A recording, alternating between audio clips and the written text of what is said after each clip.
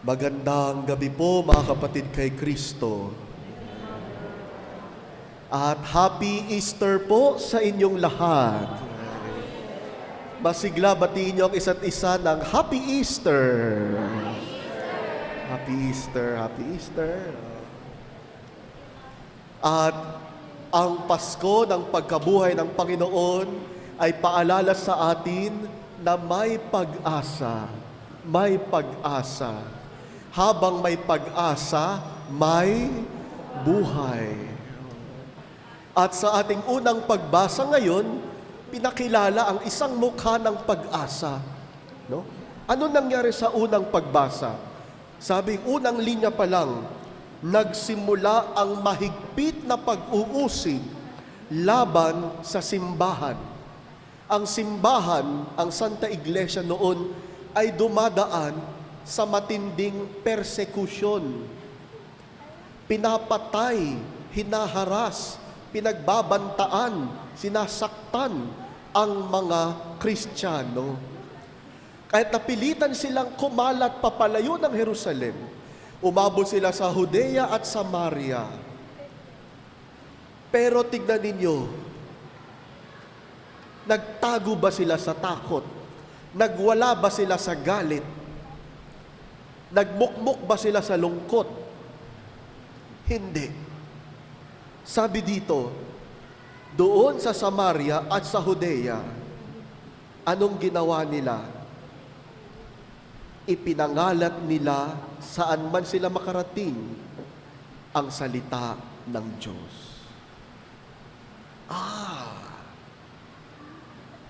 Sa panahon na mahirap ang sitwasyon, ang Kristiyanong tugon ay misyon. Pag mahirap ang sitwasyon, ang tugon natin, mag-misyon.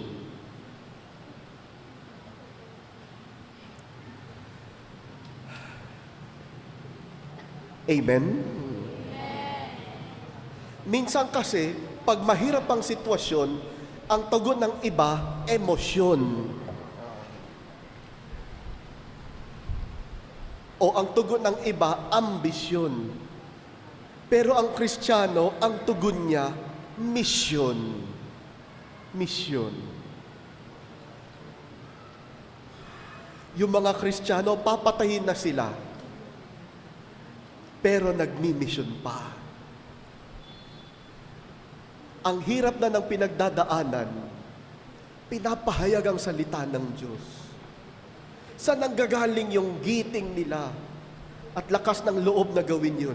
Kasi alam nila na ang Panginoon ay muling nabuhay at dahil sa pagkabuhay ng Panginoon, may pag-asa para sa bawat isa sa atin.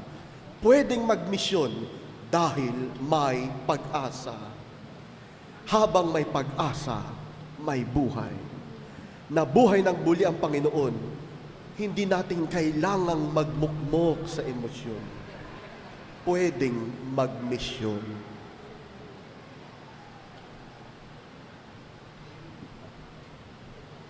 Amen? Palakpakan natin ang Panginoon. Kaya balikan ninyo yung inyong mga reaksyon sa panahong mahirap ang sitwasyon. Misyon ba? Misyon. Minsan parang pag nasaktan ka, nako, emosyon agad.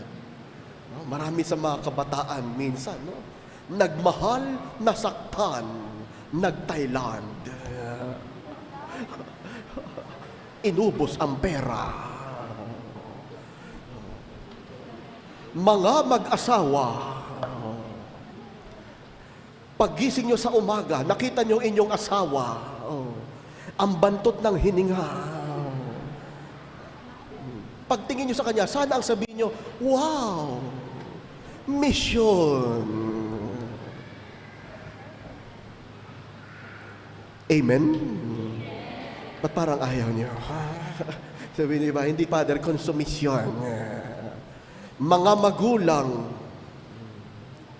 pag nakita niyo yung mga grado ng anak ninyo, 64, 67, 68, 65.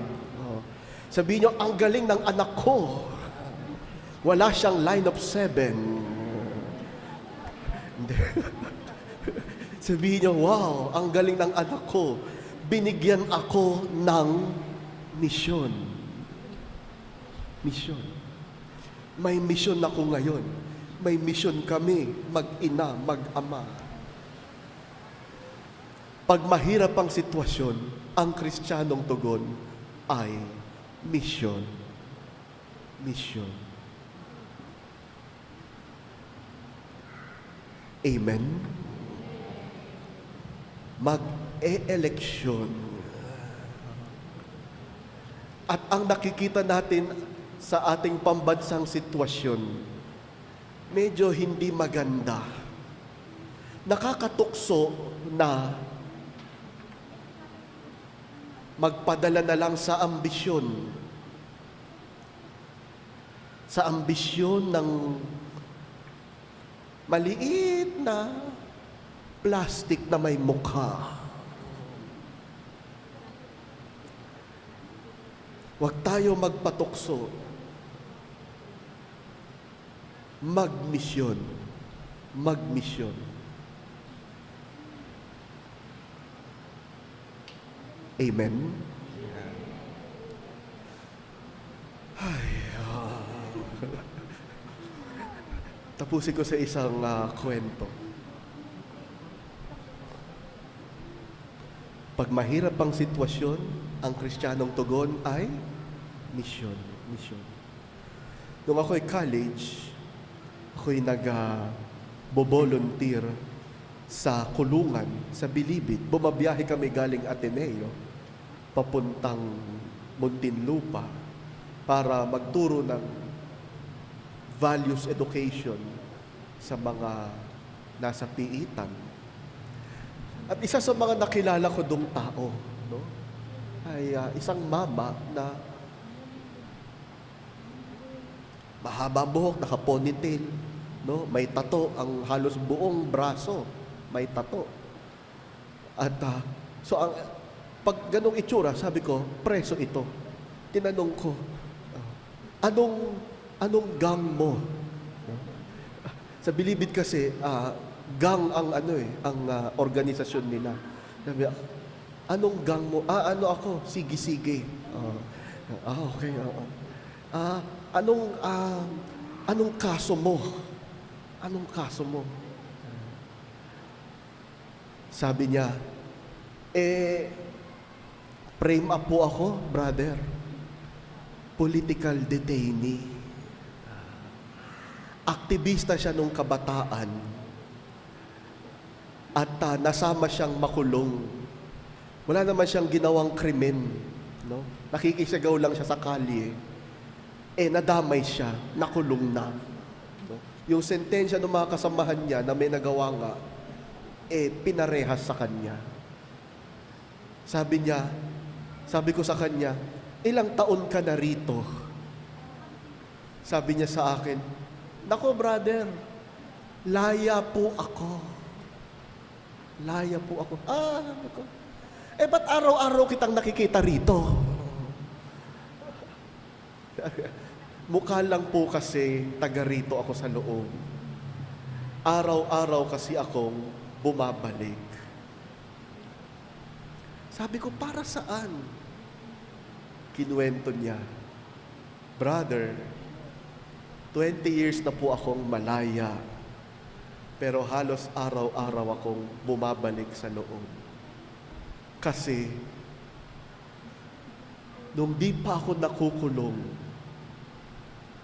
hindi ko kilala ang Panginoon. Dito sa loob ng bilangguan, nung panahon na galit ako sa sistema, kinalong ako ng walang sala. Dito ko nakilala si Jesus.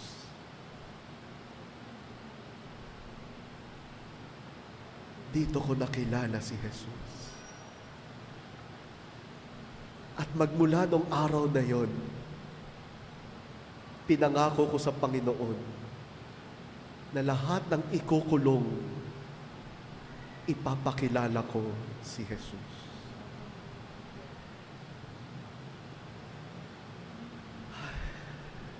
Tignan niyo yan. Walang katarungan na nasa bilangguan, pero pinili niyang mag-mission. Sa panahong mahirap ang sitwasyon, ang Kristiyanong tugon ay mission. Mission. Amen.